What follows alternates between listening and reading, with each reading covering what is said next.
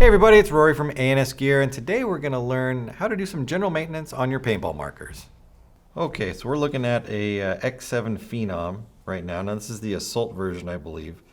So it's got some extra stuff on it, but the main core section of the Phenom should be the same.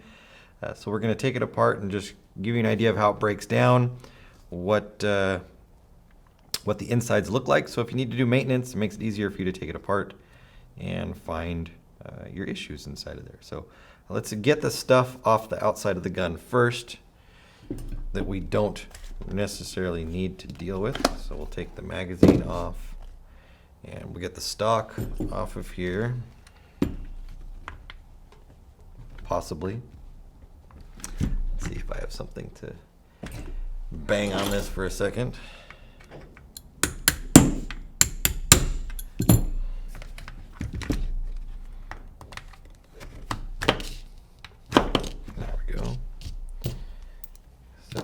There. Putting these over here so everybody can see them. So that. Let's take off the barrel. Get the front shroud off.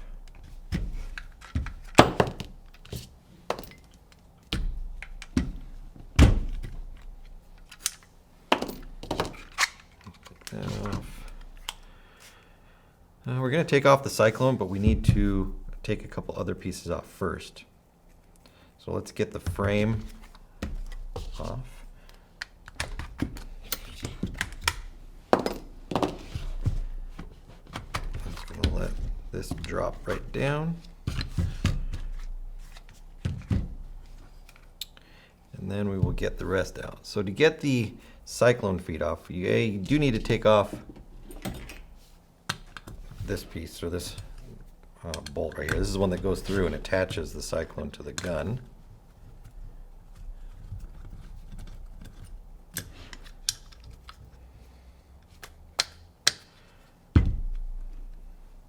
Stick it in there. There we go. But once we take that off, you can see we're still connected right here. We want to get this piece out. And the only way to get this out, you can see it slides out right here, is to pull out the retainer pin. This actually holds the bolt assembly in place inside here. So you can use a flathead screwdriver and you can pry this plug up.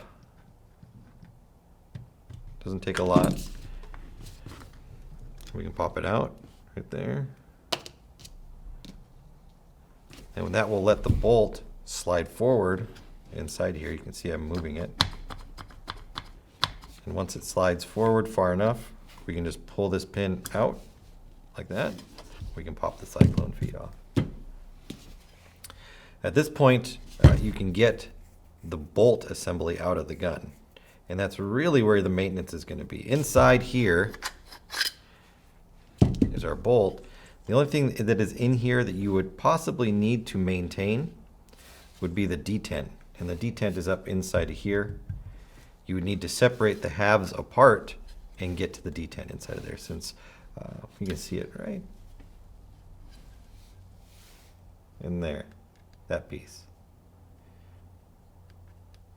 You might even actually be able to replace it. No, you do need to separate it all the way out to get it out of there. So if this is bad, if it doesn't stick up like this in your gun and you need to replace it, you do need to separate the halves of the gun apart and then replace it inside there. Otherwise, you don't need to do anything else with the body. It's just a case right there. Let's clean some of this out. We'll look at the frame real quick. This pops out of here. One of these ways here. There we go. You can pull the pin out. You can pull your trigger assembly up. Here's the trigger that rocks back and forth. This is how the gun works both mechanically and with a battery in it. So if you're using just the semi-auto feature, you're actually not engaging the battery at all. You're just engaging this lever right here. And you can see that without any kind of battery in it, when I push on the trigger, it lifts the top of the sear up right here. Now the sear is going to push against this little pin that is inside here, and that's going to trigger the gun to shoot. So without any battery in it, or a dead battery, you can still run the gun in semi-auto without needing any kind of power. As soon as you switch over into a different mode and you start shooting with the firing modes that are in there, your electronics that are down inside of here, your solenoid hits the pin, or hits the sear right here, and it triggers the firing sequence. So it works either way, which is kind of cool. Well, let's take this apart real quick, so you guys can see what the frame looks like underneath. We're going to take these couple Phillips head screws out. My table's a little slippery.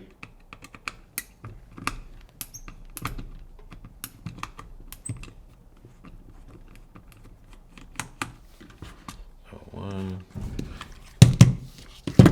2,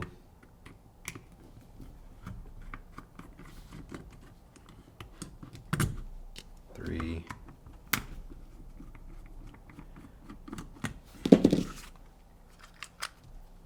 4. Our battery door. That's our battery going there. We might be able to get that up still. Kind of just wiggling these apart. And there it goes. So we've got our board that sits in here, our solenoid with fires, capacitor, it's all part of the board, and then our transfer tube. Now this transfer tube is designed specifically for this frame to go around and through everything right there to get up into the gun. You can kind of see it right there. And sometimes you'll get a leak at the bottom or at the top going up into the frame.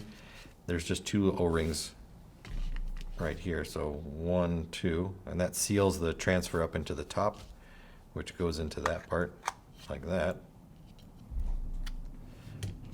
So if you get a leak right there, check those 2 O-rings, and if you're getting a leak at the bottom right here, check where this goes into the bottom. Pretty simple. Make sure I didn't pinch anything in there. And then we'll put these back together. So the frame itself is quite, well, I don't want to call it simple because the electronics are in there, but easy to understand. Really the only problem you'll have is a leak, so you won't have to worry about the electronics.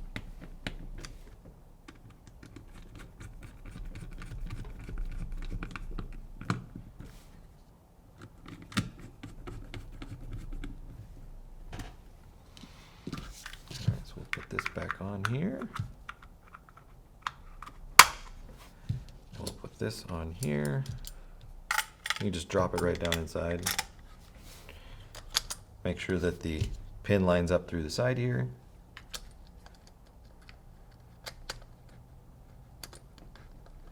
There's a little tab that needs to go through. There it is.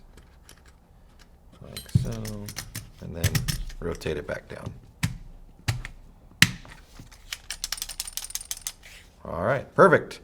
Let's move on to the bolt, and we'll go from there. All right, so we're going to disassemble this thing as far as we can. Bolt and spring right there. Let's see. I'm going to tackle this the easiest way for you guys to see it. See if I can get this off of here.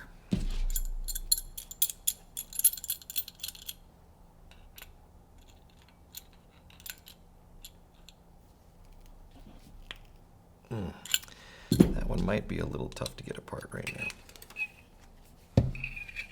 So this is the regulator back here. We've got our cap, our spring,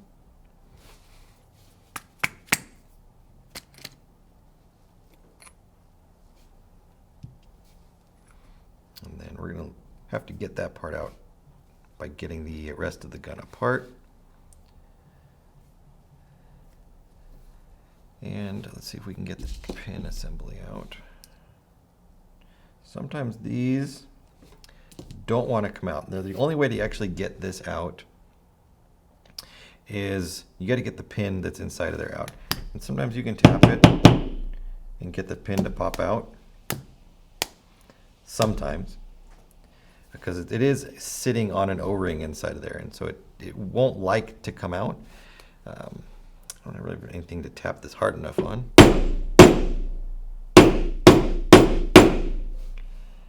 So yeah, sometimes also you can get your Allen key just far enough into the head of this to actually get this to unscrew. And it doesn't look like we're going to get either one of those to happen right now. So let's try to get this piece off the back. If not, I'll have to go downstairs and set it in a vise really quick to start to thread it apart. Yeah, let me go downstairs and take this apart real quick and I'll be right back. Okay, so I took this downstairs to the vise that I have, a soft jaw vise, and was able to clamp it down in there to get this piece to thread off. And you might need to do the same on a brand new gun, just because this part can be a little tight. And it does just thread off. Just be very careful, you don't want to scratch it up or anything more than necessary. Alright, so that cap will come off like that. So basically we still have this with this with this inside there. Oh, that's not even in the frame here. Try to do it this way. Like that. It's gonna roll away. And then this piece goes like that. This will make it definitely easier on the reassemble if you just keep everything lined up the way it comes apart. Then you can see that inside of there. So we're gonna get that to come out. So we have our pin and spring. Now this is sitting inside here, remember, so this is actually pushing, this is sitting like that. This could be our, that's like kind of like our reg piston right there, reg spring, reg plunger. And then we've got our poppet assembly on the inside here. So if you can't get this pin out like we talked about by tapping it and pulling the pin out, you can disassemble the inside first and then pop that piece out if you need to. So then we have our kind of like our spool spring, and then the back of the spool, which is going to go up against this, like this, like this. So remember, this whole section, this is inside the front, what we consider like the power tube right there. This part is inside here, and this rides inside here as well. So that goes there, there, and there, just like that.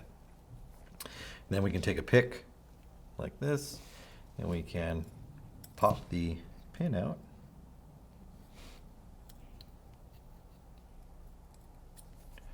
Need a little more bend on this. Let's see. This will work.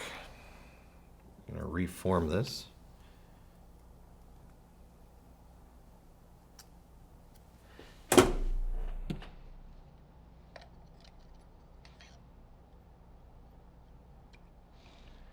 So that I can pop that pin out right there. You can see a pin is very small. This is basically your on-off pin or your on-off valve. So when this shuttles back and forth inside here, this will let gas flow through and shoot, or cut it off and not shoot. So when you pull the trigger, or when the gun is in a resting position, this kind of sticks out a little bit. When you pull the trigger, this part of the trigger pushes against this, and it pushes the pin in, air flows through, gun shoots, pin pops back out, and then the cycle resets itself. That's basically your on-off trigger pin right there. So if this leaks or has a problem, the gun cannot shoot or not function properly. So you definitely want to make sure that is working right. And I'm missing the right Allen key to get it out. Let's try this one actually.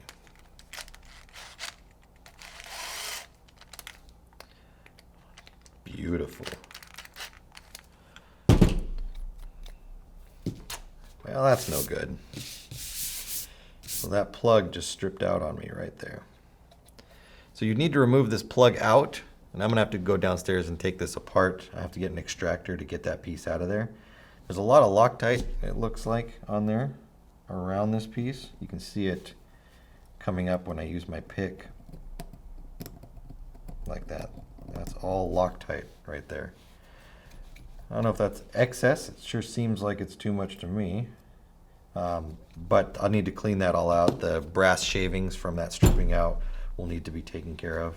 And then I'll just replace it with the spare that I have downstairs. But underneath this piece is going to be two O-rings separated by a little brass spacer. So if you have a leak coming from this area, or when the gun is resting and leaking, and it sounds like it's coming from right here, check this brass piece, pull it apart. Be careful not to strip it out. Look for a lot of Loctite. If it's a lot on there, you might need to heat it up a little bit to loosen the Loctite. And then pull that out and check the two O-rings that are inside of there for any kind of failure. At that point, we would go ahead and reassemble after we've checked all that, because everything else is, there's nothing left inside here. This is your whole assembly. Before I do that, I kind of want to clean this out a little bit. Even though I am going to take it downstairs and fix it, I don't want any shavings to get anywhere in the meantime that they shouldn't be. All right. Okay. So we're going to go, almost we'll take this whole assembly and just slide it in. So that part we won't slide in. But this piece, this whole unit, remember, this is where we're going to check O-rings here, here, and here. Woo! And then check the ones that are on here as well. 1, 2, 3. Make sure that everything's good and lubricated. And then we're just going to slide it right in and push it all the way down to the end. Make sure our spring doesn't pop out and cause it not to want to go in there. So it should look like that. Might not be able to see in there. It's a little dark from where I'm looking, but it might look better on your side. And that should look like that. Nope. It's backwards. That should look like, see this little nub that's on there? That goes around the spring like that. So when we put this into there, the nub goes on like that. And then we can push it together.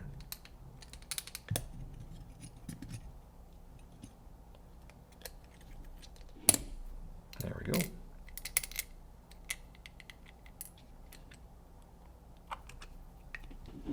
So it should look like that. That's what we want, because we want this spring to then go inside of that hole. If you had it the other way around, the spring wouldn't fit inside of there, and it wouldn't go together properly.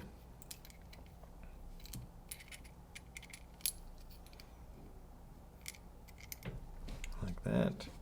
And it screws on, and it kind of just holds everything in place.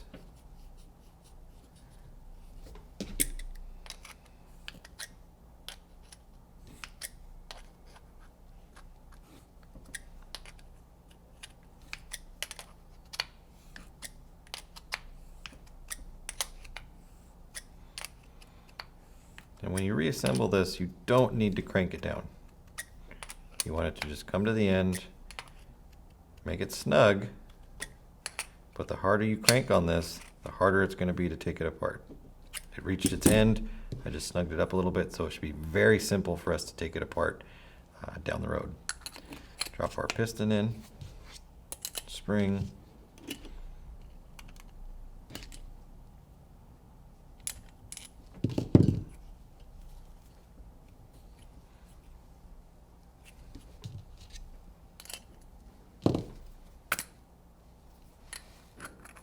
and all sorts of things backwards today.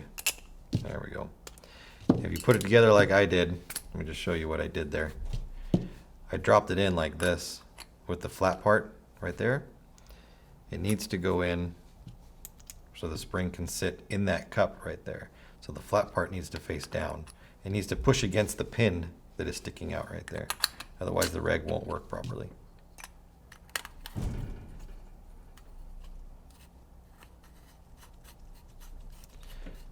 Tighten that down. this to speed the process up, or we can shoot it across the table.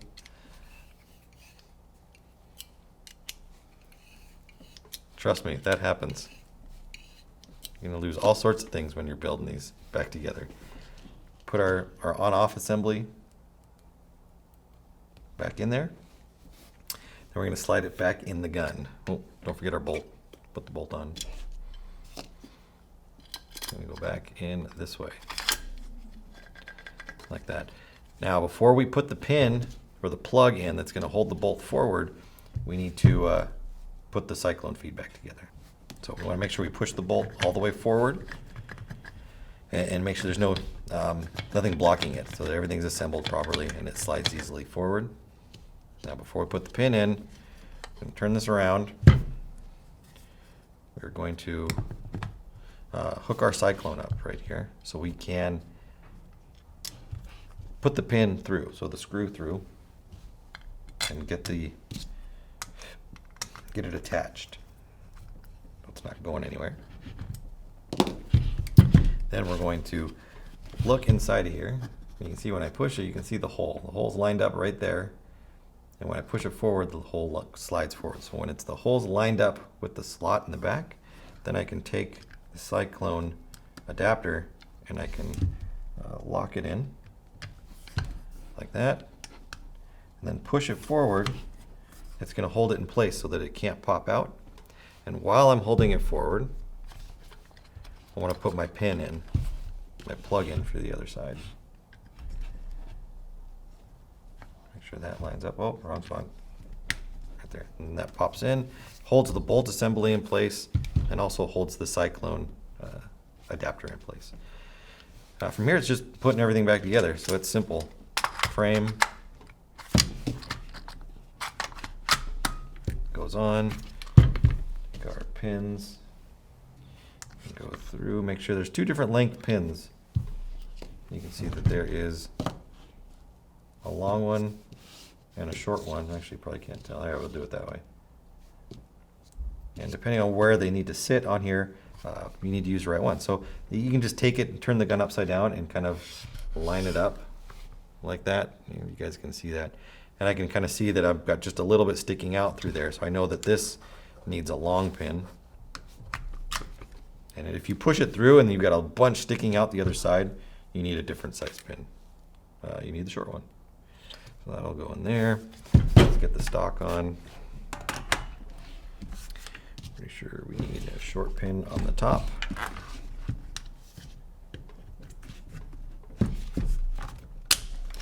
Yep. And then a long pin on the bottom.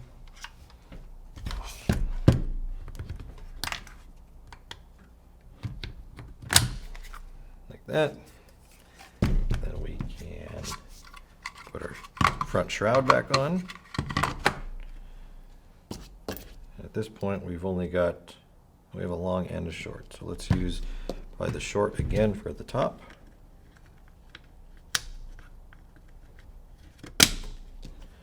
Make sure it pops through, yep. And then the long on the bottom. Looks right.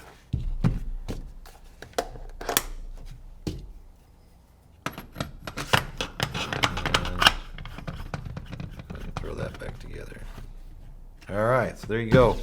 Back together. Maintenance on these is really simple. The bolt assembly seems complicated, but it's really not. It's easy to take apart, easy to maintain, change a couple O-rings on it, and you're back out there playing. So this is, what was this? X7 Phenom or X7 Phenom Assault. Well, guys, I hope this helps you out with any questions or concerns you have about your paintball gear or products. And as always, for all your paintball needs, shop ansgear.com.